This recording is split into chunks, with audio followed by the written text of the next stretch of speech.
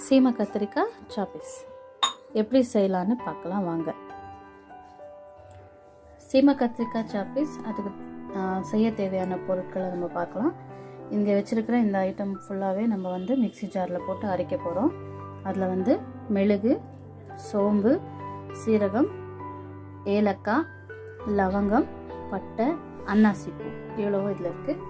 அதுக்கப்புறம் இஞ்சி, பூண்டு, பச்சை மிளகா, கொத்தமல்லி, புதினா, வெங்காயம், தேங்காய், தக்காளி இவ்வளோத்தையும் சேர்த்து நம்ம மிக்சி ஜாரில் போட்டு அரைக்க போகிறோம்.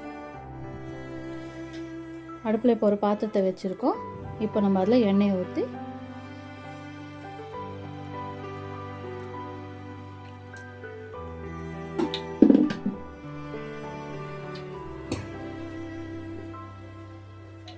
எண்ணெய் காஞ்சதும் நம்ம கருவேப்பிலை போட்டுக்கலாம்.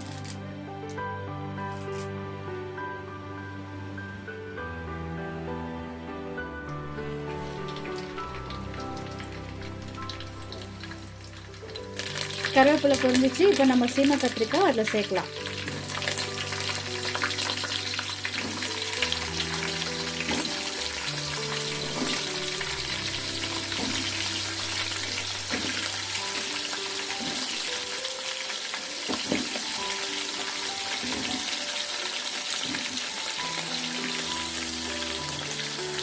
இப்போ நல்லா அதை மிக்ஸ் பண்ணி விடலாம்.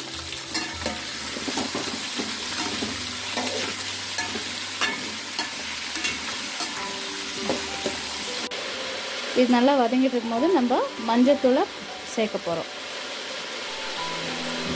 தேவையான அளவுக்கு மஞ்சத்தூள், தேவையான அளவுக்கு நம்ம உப்பு சேர்க்க போகிறோம். இந்த காய் வேகிறதுக்கான உப்பு.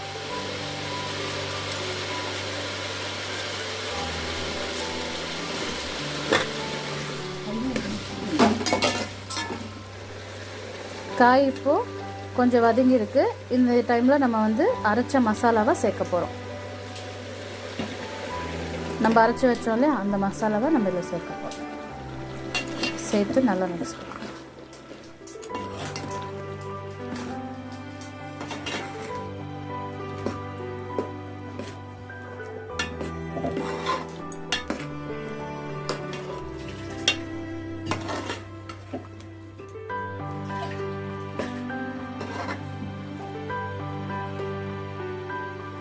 மிக்சி ஜாரில் நம்ம கொஞ்சம் தண்ணியை சேர்த்து நம்ம இதில் ஊற்றிடலாம்.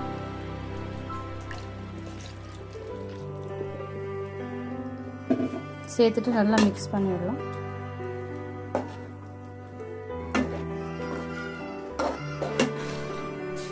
இப்போ மசாலாலாம் போட்டு நல்லா மிக்ஸ் பண்ணி விட்டாச்சு.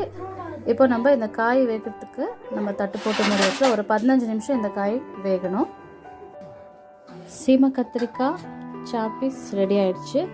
நீங்கள் இது சப்பாத்திக்கு சாப்பிட்லாம், இல்லை சாப்பாட்டுக்கு கூட சாப்பிட்லாம். இட்லி, தோசை, பூரி இந்த மாதிரி நீங்கள் எதுக்கு வேணாலும் நீங்கள் இது வச்சு சாப்பிட்லாம். ட்ரை பண்ணி பாருங்கள். சீமை கத்திரிக்காய் சாப்பீஸ்.